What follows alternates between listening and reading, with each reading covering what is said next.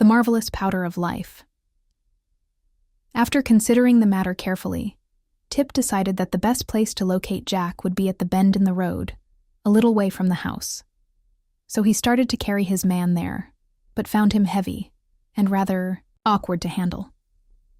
After dragging the creature a short distance, Tip stood him on his feet, and by first bending the joints of one leg and then those of the other, at the same time pushing from behind, the boy managed to induce Jack to walk to the bend in the road. It was not accomplished without a few tumbles, and Tip really worked harder than he ever had in the fields or forest. But a love of mischief urged him on, and it pleased him to test the cleverness of his workmanship. "Jack's all right and works fine," he said to himself, panting with the unusual exertion.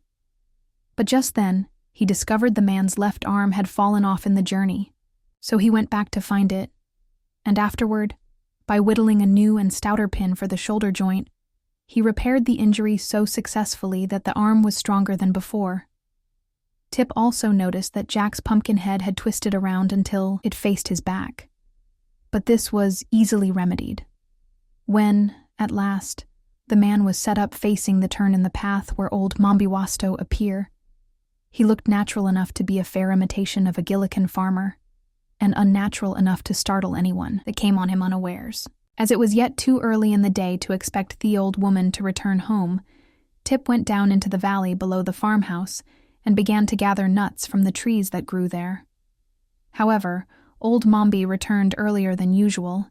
She had met a crooked wizard who resided in a lonely cave in the mountains and had traded several important secrets of magic with him. Having in this way secured 3 new recipes, 4 magical powders and a selection of herbs of wonderful power and potency, she hobbled home as fast as she could in order to test her new sorceries.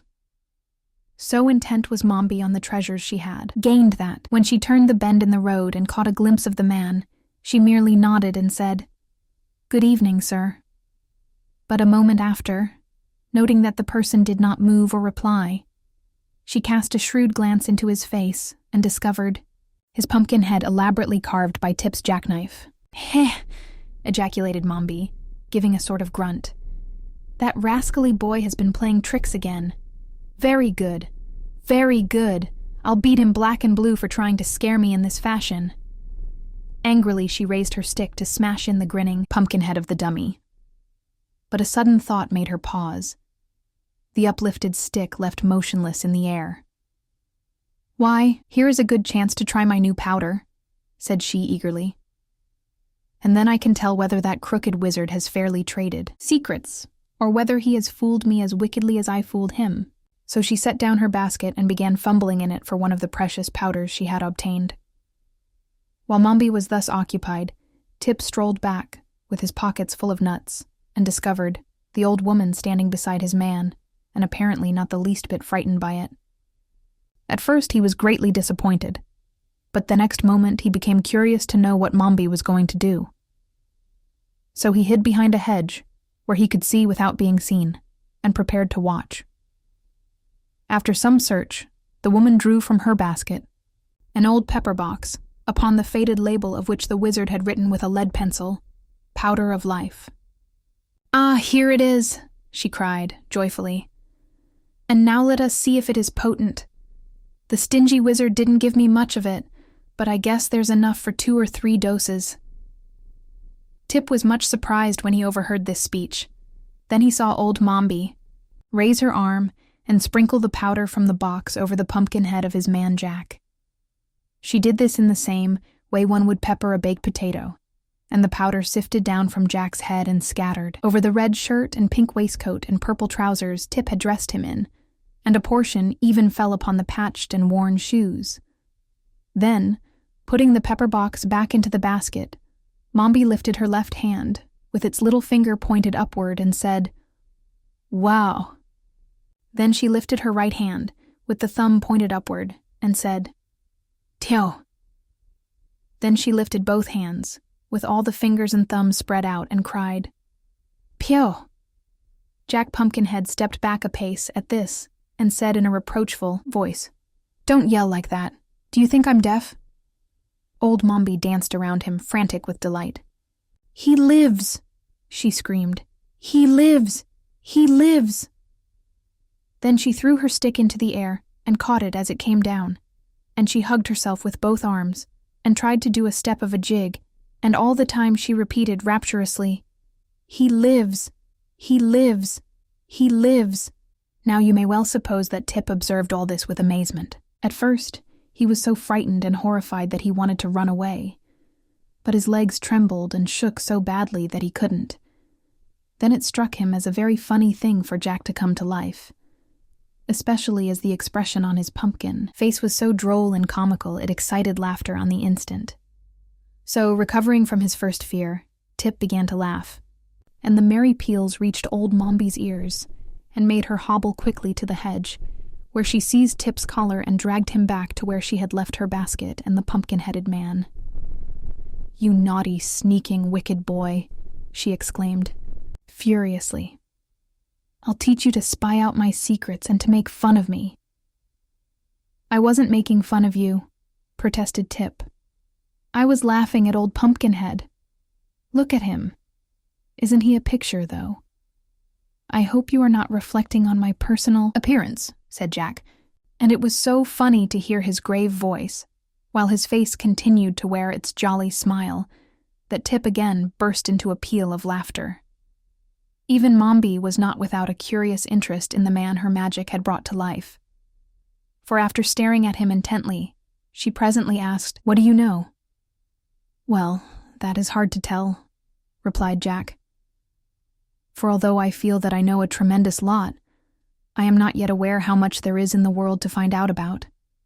It will take me a little time to discover whether I am very wise or very foolish." "To be sure," said Mombi thoughtfully. "But what are you going to do with him, now he is alive?" asked Tip, wondering. "I must think it over," answered Mombi. "But we must get home at once, for it is growing dark. Help the Pumpkinhead to walk." "Never mind me," said Jack. "I can walk as well as you can. Haven't I got legs and feet, and aren't they jointed?"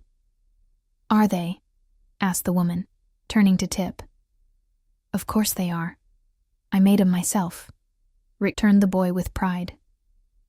So they started for the house, but when they reached the farmyard, old Mombi led the pumpkin man to the cow stable and shut him up in an empty stall, fastening the door securely on the outside. "I've got to attend to you first," she said, nodding her head at Tip. Hearing this, the boy became uneasy, for he knew Mombi had a bad and revengeful heart and would not hesitate to do any evil thing. They entered the house. It was a round, dome-shaped structure, as are nearly all the farmhouses in the land of Oz. Mombi bade the boy light a candle, while she put her basket in a cupboard and hung her cloak on a peg. Tip obeyed quickly, for he was afraid of her. After the candle had been lighted, Mombi ordered him to build a fire in the hearth, and while Tip was thus engaged, the old woman ate her supper. When the flames began to crackle, the boy came to her and asked a share of the bread and cheese, but Mombi refused him. "I'm hungry," said Tip in a sulky tone. "You won't be hungry long," replied Mombi with a grim look. The boy didn't like this speech, for it sounded like a threat, but he happened to remember he'd nuts in his pocket, so he cracked some of those and ate them while the woman rose, shook the crumbs from her apron, and hung above the fire a small black kettle. Then she measured out equal parts of milk and vinegar and poured them into the kettle. Next, she produced several packets of herbs and powders and began adding a portion of each to the contents of the kettle. Occasionally she would draw near the candle and read from a yellow paper the recipe of the mess she was concocting. As Tip watched her, his uneasiness increased. "What is that for?" he asked. "For you," returned Mombi, briefly. Tip wriggled around upon his stool and stared a while at the kettle, which was beginning to bubble. Then he would glance at the stern and wrinkled features of the witch and wish he were any place but in that dim and smoky kitchen, where even the shadows cast by the candle upon the wall were enough to give one the horrors. So an hour passed away, during which the silence was only broken by the bubbling of the pot and the hissing of the flames. Finally, Tip spoke again. Have I got to drink that stuff? He asked, nodding toward the pot. Yes, said Mombi. What'll it do to me? Asked Tip.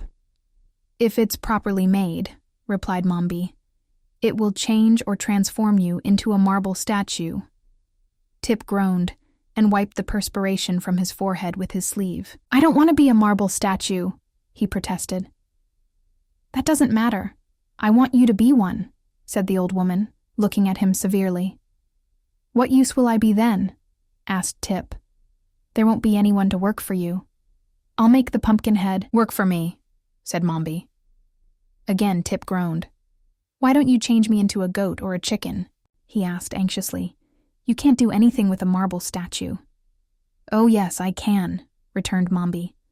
I'm going to plant a flower garden next spring, and I'll put you in the middle of it for an ornament.